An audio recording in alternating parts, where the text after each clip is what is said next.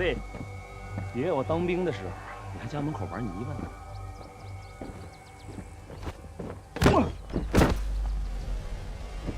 还有劲儿吗？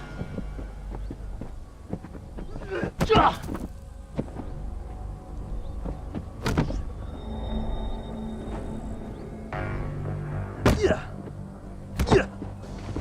来啊！英子，还有劲儿吗？锁住！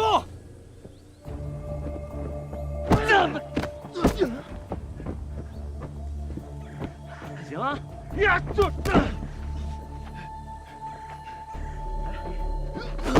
我来，没有扶你来。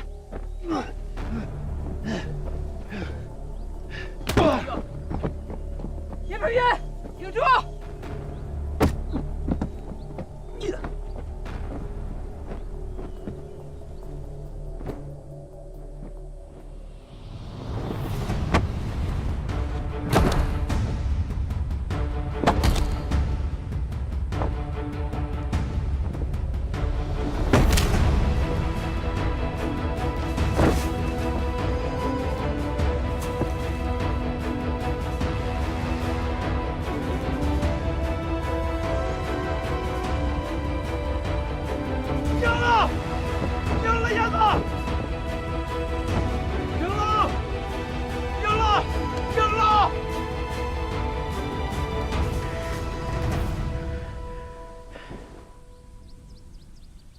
讲一下，冷静。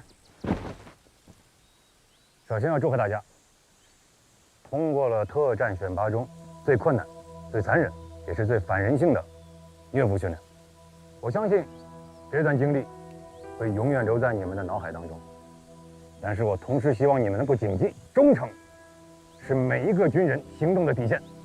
将来不管遇到任何绝境，都要用生命去捍卫它。记住了没有？记住了！记住了没有？记住了！军医就位。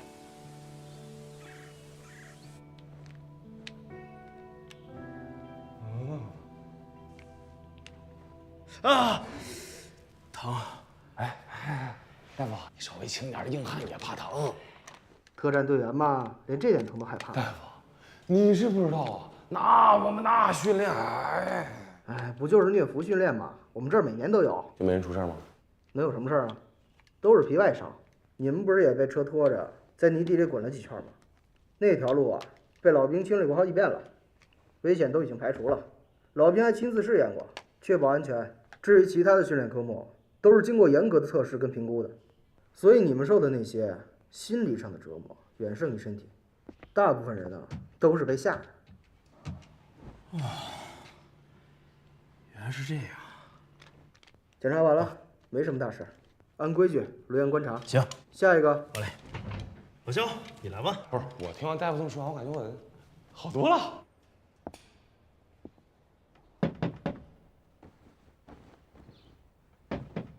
请进。笑笑，哎，冷队，快躺下，快躺下，别起来。您怎么来了？身体怎么样了？都挺好的，休息几天就没事了。您坐呀，冷队，您坐。哎，笑笑，虽然你现在身体还没康复，但我还是要提醒你，在猎豹，女兵要比男兵更加努力，甚至承受更多的痛苦，才能占有一席之地。尤其边境战斗小组会更加凸显。我不怕，我相信自己可以克服所有问题。男兵虽刚，但我们女兵刚柔并济。我对自己有信心。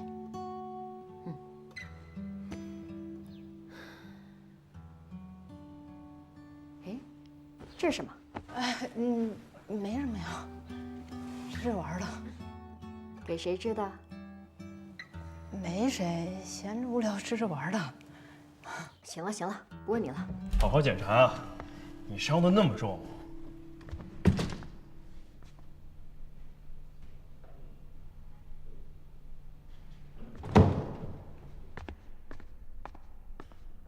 没想到吧，还能见着。检查完了，刚检查完，挺好。我准备回去了。你有什么话要带给班长吗？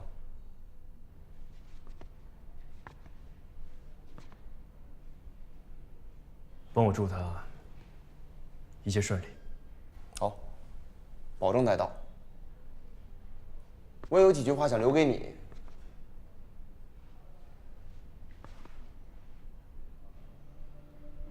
其实，高准被淘汰的时候，我就想走了。我之所以留下来，只是想证明我不比别人差。你想说什么呀？我想说，每个人进部队当兵，都得有个指望吧。有的呢指望上军校，有的指望学本事，还有的指望证明自己。就像你，我之前一直认为自己一定能够成为一名优秀的特战队员。可是，在虐俘训练之后，我才明白，在双方无所不用其极的特种作战战场上，我很可能会拖累我的队友。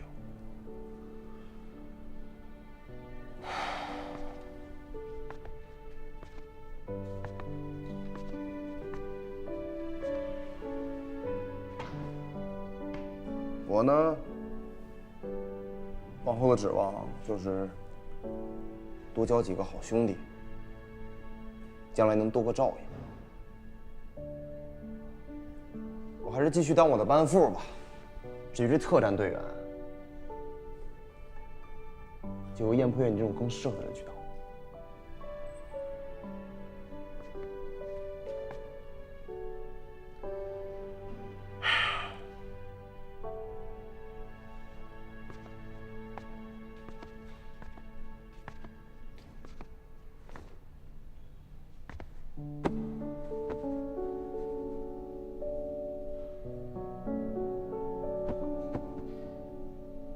没事。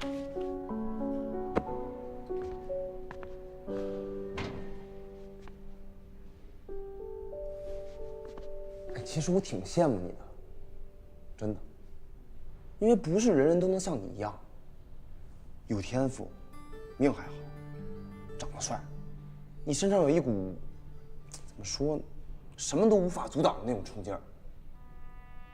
我相信你，你以后一定能够成为一个最强的兵。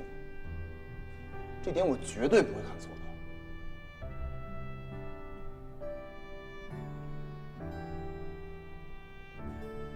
谢了。但再强，你也只是个兵。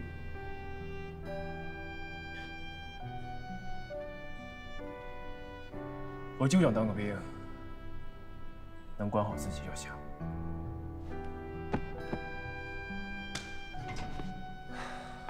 再见了，燕破月。少了我这个对手啊，以后你会遇见更多的。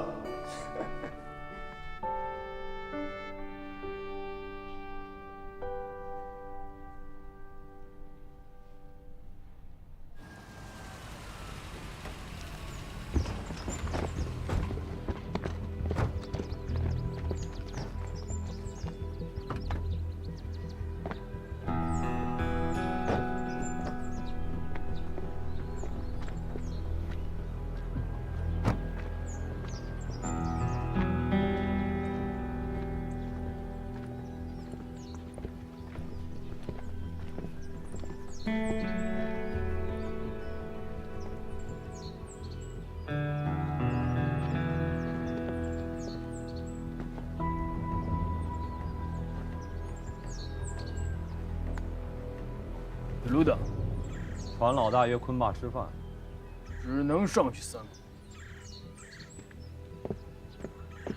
干嘛？今天你呀，咱们3个上去。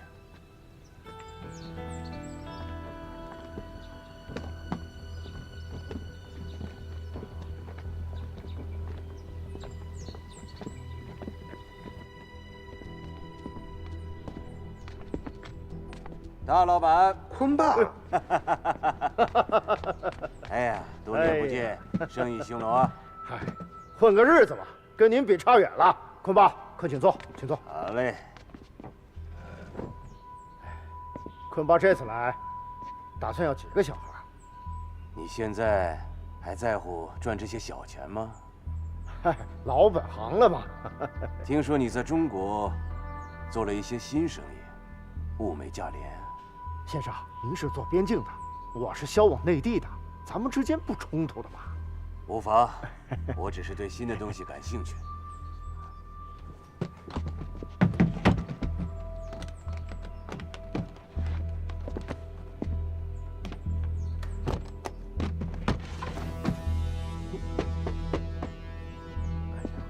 坤爸，您做生意啊，有买有卖。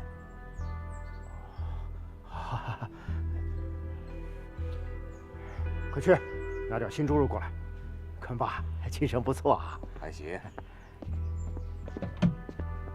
哎，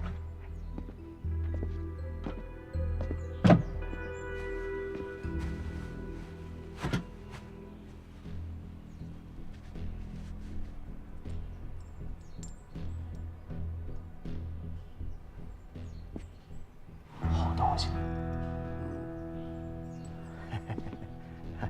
坤爸，咱们这么多年交情了，如果长期合作，价格好商量。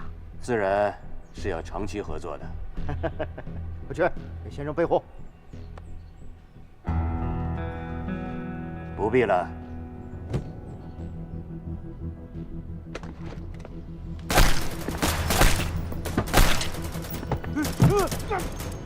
你们黑吃黑呀！谁让你手伸这么长？现在有人花大钱铺路，内地这块肉，你也敢抢？坤爸，咱们这么多年交情，放我一马，我所有东西都给你。我想要什么，还需要你给吗？阿爸，东西和人都找到了。新型的病毒是你研制的，很好。没用了。坤爸，别走啊！坤爸，你放过了我吧！坤爸，我求你了！坤爸，回来！坤爸，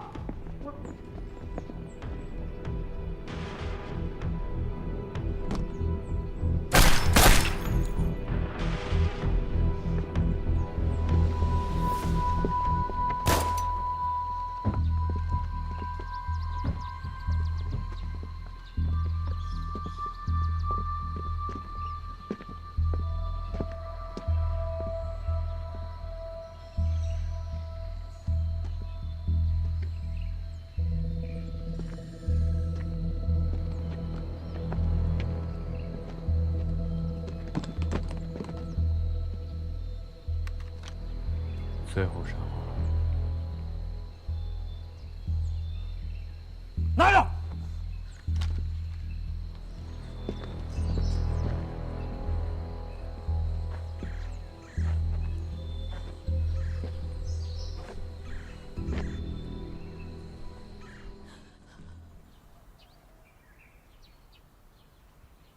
向右转，齐步走。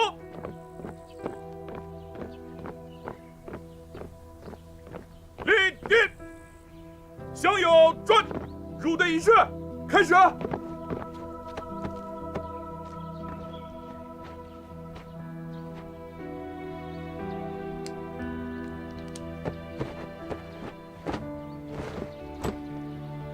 敬礼，礼毕，向右转，齐步走。从今天开始，你们正式成为了一名猎豹特战队员。记住我的话，身为特战队员需要勇敢，该拼命的时候就应该孤注一掷。但是当你们上了战场，给自己的第一个信念，不是舍身取义，而是完成任务，活着回来。在训练场上练他个3、5年，就算你们练得再狠，看起来再厉害，你们依然是一个新兵蛋子。你们必须在一场场战斗中存活下来，一点一点的积累实战经验，直至身经百战。你们要把身上的勇猛如虎变成狡猾如虎，外加凶狠如狼，分则独占千里，合则天下无敌。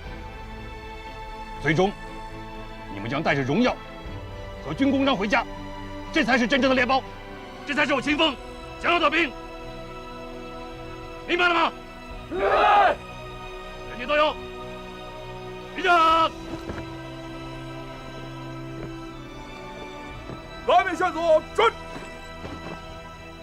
别报，跟我宣誓。我是武警部队最精锐的特战队员，胸前的徽章就是我的荣耀。我们是武警部队最精锐的特战队员，胸前的徽章就是我们的荣耀。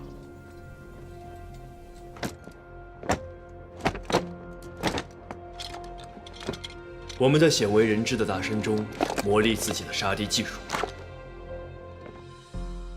也许我们一生都没有利剑出鞘、为国而战的机会。也许，直到我们脱下军装，也没有拿到一枚军功章。当人们问起我们当兵几年究竟有什么成绩时，我们会无言以对，因为在训练场上挥汗如雨，这是一个士兵的本分。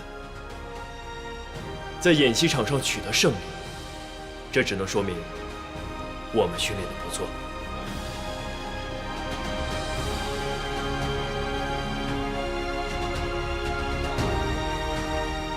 就像那些一直放在武器库中，绝不会主动使用的核武器，它们有的已经封存了几十年，最终都会被逐一销毁，但它们有存在的价值和意义。同样的，就是因为有了几百万共和国的守卫者，我们的祖国才迎来了最宝贵的和平与发展。我们可以断言，到了今时今日，再也没有哪个国家敢于轻易对中国延战。开上一艘战舰，对着中国打上几发炮弹，就能让中国屈膝的时代，已经一去不复返。在大厦将倾时，力挽狂澜是英雄。用自己无悔的青春，用训练场上的摸爬滚打，用演习时的胜利与成长，支撑起了共和国的脊梁，将危险和死亡拒之门外，让自己的亲人和朋友可在一片和平的沃土上平凡而幸福地活着，这更是英雄。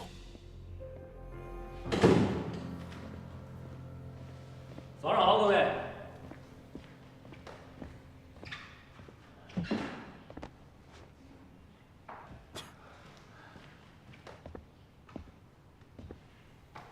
自我介绍一下自己，岳空。大伙儿都还记得我吧？哎呦，一看见你，我这脑袋又开始疼了。对不起，生死较量，必须拼尽全力。你是用尽全力了，可我并没有。不服啊？可以再比一次。不用了，生死，我跟你们有那么大仇吗？没有。老炮欺负菜鸟，边境第一。老炮发过的誓，也是一诺千金。我就想知道，还算不算数了？输了，我以后都听你的，你让我干什么干什么。以后都听你的是吗？可以，但你得先变成一个有脑子的指挥员。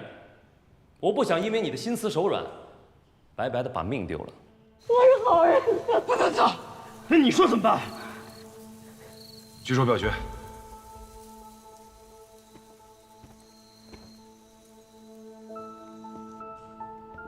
如果我们再次回到初次相遇的情景，你们在执行任务的时候遇到身份可疑的人，押解前进会妨碍执行任务，把他放走有可能会暴露目标，把他留在原地又有可能会危及生命，当场干掉太过于残忍。想一下，再给你们一次机会，你们会怎么做？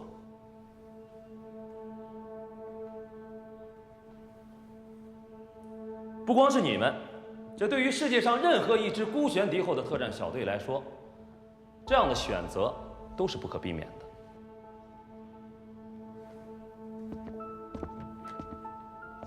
海豹突击队是世界上最负盛名的特种部队之一。这支部队行踪非常诡秘，成员不多，只有现役军人1600名左右，但每个战士都是精英中的精英。他们不光武力强悍、能力突出，而且智商过人。队员选拔的时候淘汰率高达70%多，而且训练的时候使用真枪实弹，所以有着很高的伤亡率。也正是因为这样，才造就了这支世界上最强悍的特种部队。你们在训练最后阶段的撤退任务，就是以海豹突击队著名的战例“红翼行动”来设计的。我这有些资料啊。2005年6月 ，A 国为了清除恐怖组织高级指挥官本·沙马赫等人，决定发起红翼行动。28日，行动正式开始。A 国派出海豹突击队4人小组渗透侦察敌情，途中遇到3名牧羊人，他们最后选择将牧羊人放掉，导致了自己的行踪泄露。几小时之后，150余名恐怖组织成员将他们4人包围。4人小组一边向基地求援，一边向附近的村庄撤退。由于所在地为山区，无线电信号很差，小组指挥官在阵亡前的一刻才将求救信号发出，最后只有1名队员生还。A 军基地在接到求救信号后，于当日傍晚派出直升机搭载16名海豹突击队成员前往进行救援。由于行动区连降暴雨，加之天色不好，大雨连绵，救援直升机被设伏的恐怖组织人员击落，机上所有人员全部阵亡。指挥部随后又派出大量的直升机和 A10攻击机，这才将那名生还的队员救出。随后几日，指挥部才断断续续地找到全部阵亡人员的尸体。近20名海豹突击队队员阵亡，红翼行动宣告失败。红翼行动的失败给全世界的军队留下了深刻的教训，但同时也为实施现代山地作战提供了诸多启示。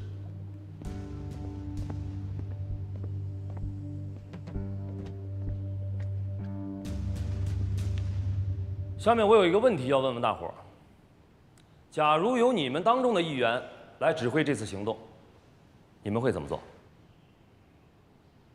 想一想。报告。讲。我认为制定行动计划务必周密细致，红翼行动的方案漏洞百出，他们的失败警示我们，在筹划作战行动时，应高度关注3个方面的问题：一是行动方案应力求详尽，大到整个行动体系，小到每名参战人员的具体细节，都不能遗漏。比如，当地连降暴雨，而军方的行动方案对天气情况几乎没有考虑。二是应充分考虑各种突发状况，要有不同的应急预案。如军方在实施第1次营救时，未充分考虑可能被伏击等突发状况，没有可行的应对方案，最终导致机毁人亡。三是行动前需进行实战化的仿真演练，可依托训练基地，通过反复在近似于行动区域的地区进行仿真演练，不断地发现问题、解决问题，使每名参战人员尽可能地熟悉行动细节，减少失误。完毕。走。这战场瞬息万变，哪儿那么多时间演练？大声宣言。是。我认为山地作战需重视通讯要素。试想，如果求救信号呢能够早些发出去，或是4人小队可以一直与空中力量保持联系，那么整个战局可能大不一样。这告诉我们，山地作战情况特殊，高山莅临，沟多谷深，对无线电通讯效果影响非常大，对无线电的器材设备性能要求比较高。这启示我们，山地作战必须考虑通讯要素，根据不同的地形地域选择最适宜的电台、卫星电话、简易通讯器材等通讯设备，务必确保通讯畅通。完毕。坐。怎么都是新队员在回答问题啊？老队员呢？这战术早10年前我们就研究烂了，让年轻人说吧。别摆架子，起来说，稳固执行。我认为作战支援保障不能滞后，4人侦察小组自始至终处于孤立无援的境地，基地派出的营救力量也由于机毁人亡，未能得到任何的支援，这些都是致命的失误，都显示出作战支援保障的不力。接到求救信号后，军方明知事发地发生激烈战斗，却并未派出无人机等侦察监视力量进行详细的侦查，并贸然派出特战队员前往救援，且无空中火力护卫支援，因此很容易被设伏的敌人击中。此外，救援直升机坠机后，才再次派出大量直升机，为时已晚，耽误了宝贵的营救时机。这些都显示出作战支援保障的滞后，没有与行动有效衔接、同频共振。还有，行动撤离环节应该引起重视。有了第一次被火箭弹击中而机毁人亡的教训，军方在营救幸存队员撤离时开始有所转变，不仅对营救对象和附近环境进行了细致甄别与勘察，还出动攻击机等空中力量进行支援。这也使得希望在该地再次伏击的敌人未能如愿。军队实践中，撤离行动往往不会引起足够的重视，但事实证明，撤离也是作战行动的重要环节，不容忽视。报告完毕，坐。是。说得好啊！我想提醒在座的各位啊，在一切行动中，绝不能忽视人的决定性因素。红翼行动计划制作的非常粗糙，敌情观念非常淡薄，这和军人自身的过度自负、轻敌大意密不可分。随着现代科学技术的高速发展，武器装备更新换代的速度也在不断加快，以及战争形态的不断演变，在未来的战争中，对人的要求只会越来越高。倘若人的因素不能发挥得好，只会导致各种各样的问题出现，甚至会将我方逼入绝境。报告，讲。大队长，我们猎豹和海豹相比，在战斗力上是否有差距？如果有，那这个差距有多大？两支部队谁强谁弱，只有正面交锋才能真正体现。你们很幸福啊，生活在一个和平的国家，没有经历大规模战争的洗礼。但是，国际形势风云变幻，很可能爆发突然的战争，甚至是局部冲突。到那个时候，我们就能够展示和验证自己的战斗力。如果我们没有对比，那目标在哪里？白龙到，告诉他是。最强大的对手，永远都是昨天的自己。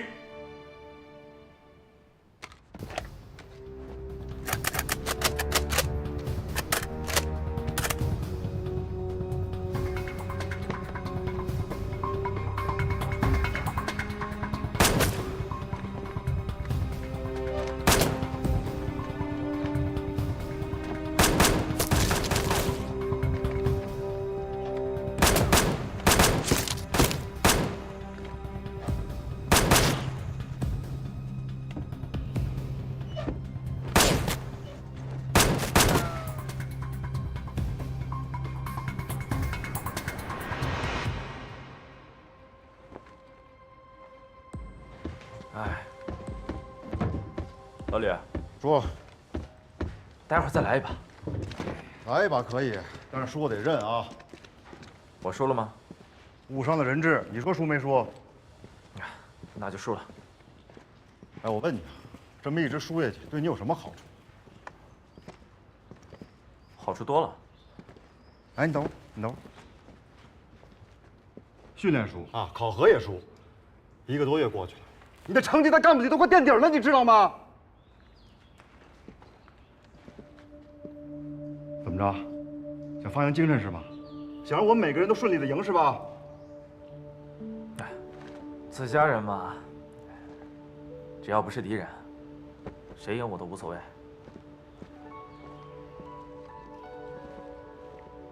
白龙一归队，你魂都散了。白龙他是处处故意找茬，但你不能跟他计较。我没跟他计较，是你在跟我计较。我跟你有什么可计较的呀？不是，你俩这有意思吗？啊，有意思吗？不关大老白的事儿，是我自己的问题。这么说吧，一棵树生了虫子，上面就会有洞。你拿再多的树叶盖着它，洞还在，它抹不掉。那你就把这片树叶子给掀开，不就完了吗？掀掉伤情，但不掀呢，又伤心。我能怎么办？干脆啊，就把这棵树给砍了。那也行，那你就来做这把斧子啊，把这棵树给砍了。我是这棵树。那我是什么呀？啊，我是什么？你呀，你就是树上的小鸟，每天抓虫子、扯树叶，这树都快被你烦死了。你到底想让我怎么做？我累了。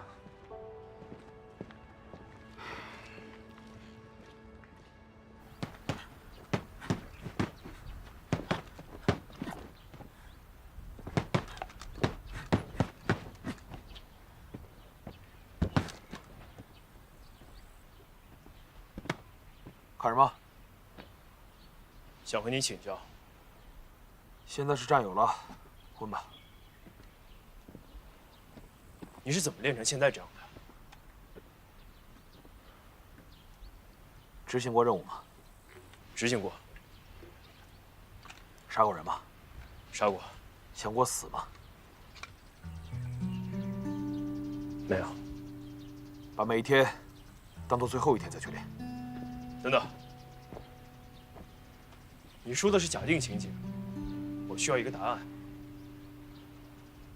最好不要有答案，如果有了，一定是件悲伤的事情。这个答案足够支持你去挑战曹班。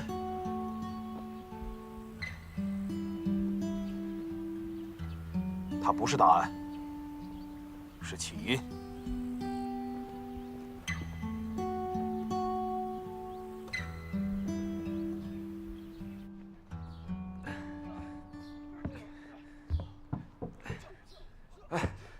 大队长，随便聊两句。啊，走。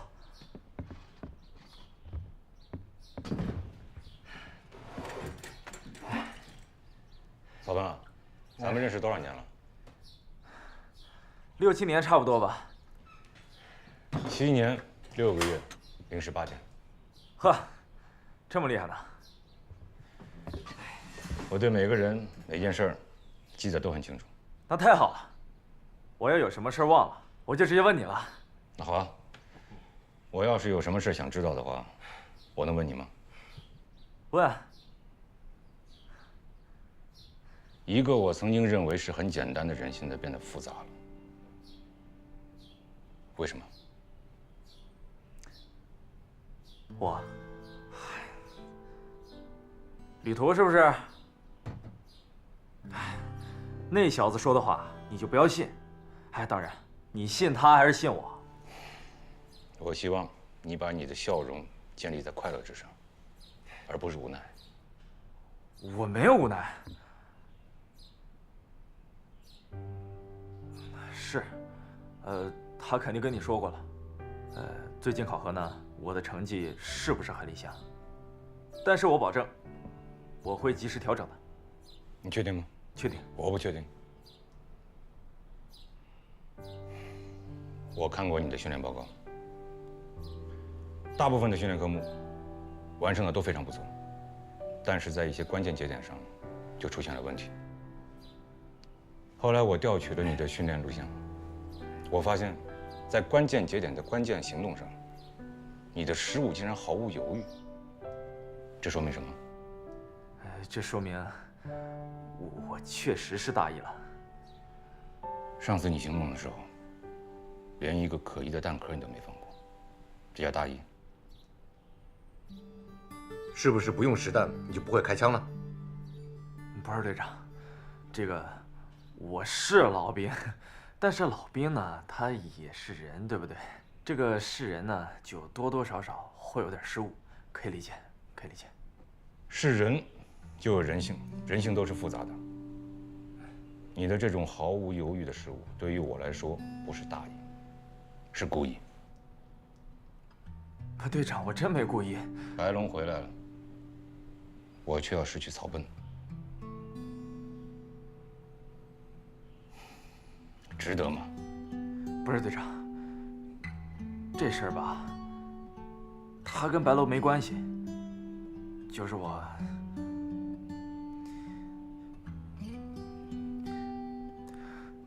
我有点累了。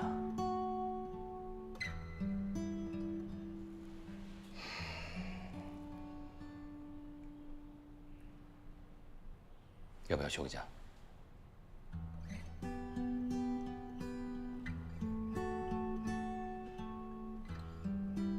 队长，你有没有觉得，你们之前都对我太好了？但也许白龙，他那个样子，才是对的。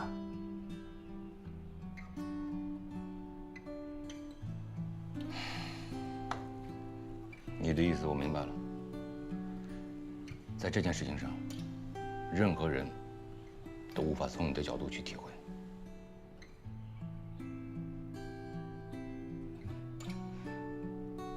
行了，不打扰你午休了，我走了。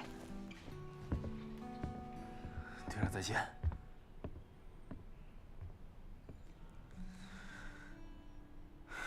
我们猎豹突击队在执行常规任务时，通常分小队行动，所以经中队党支部研究决定，先将你们5人编为猎豹突击队第1大队第9作战小队。由于这个小队的编制啊，通常为8人，而你们呢只有5人，所以我特地为你们挑选了3名老队员加入到你们当中。马良到，爆破专家，曾经成功拆卸过上千件的爆炸物。穆青到。军医大学毕业的高材生啊，医学硕士，岳空到。这位不用多给你们介绍了吧？在此之前呢，你们已经打过多次交道，他也给你们整得够呛。岳空啊，也是我们猎豹突击队最资深的狙击手。报告。讲。那我负责什么？你是狙击观察员，你负责狙击观察，与岳空配合。怎么了？有问题吗？服从安排。我想想。到。出列。是。到底有没有问题？没有。我们这里是作战部队，如果没有问题的话，就把你的情绪给我收起来。都给我听着，你们适合什么样的位置，都是经过我们严格的甄选还有评比，最终得出的结果。如果有不满意的，现在就可以走人。都给我记住了，在小队作战中，个人情绪会给集体带来不可估量的影响，都听明白了吗？明白。我想想，明白了吗？明白。大点声。明白。入列。是。岳空到，穆青到，马良到。入列。是。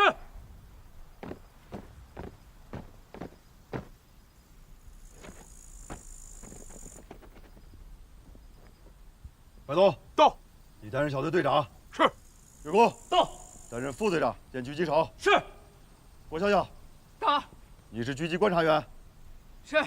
肖云杰到。担任机枪手。是。燕破月到。为突击手。是。许阳到。负责仪器侦察和通讯。是。穆青到。负责医疗。是。马良到。为爆破专家。是。我们已经跟每位新学员配备了专业的教官，以增强你们的专业技能。还有，每位小队成员都必须配合小队进行常规的战术演练，以快速增强你们的默契度、凝聚战斗力。都听明白了吗？明白。副队长，往后你在队伍听谁的？我就是那磨盘上的磨，听驴的。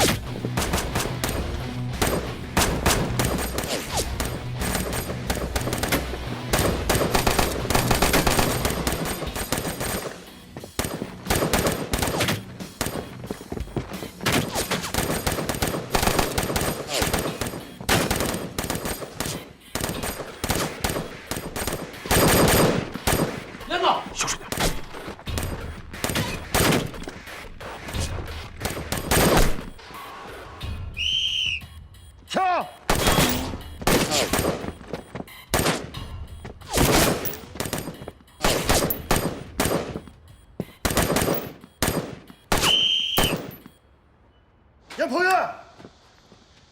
走！知道自己在干什么吗？啊！擅自行动，一半队伍都被你害死了。报告，白人小队不够灵活，突进速度太慢，为了达到突袭的效果，瞻前顾后只会影响速度。在战场上，你的敌人会是这些人吗？会对你们手下留情吗？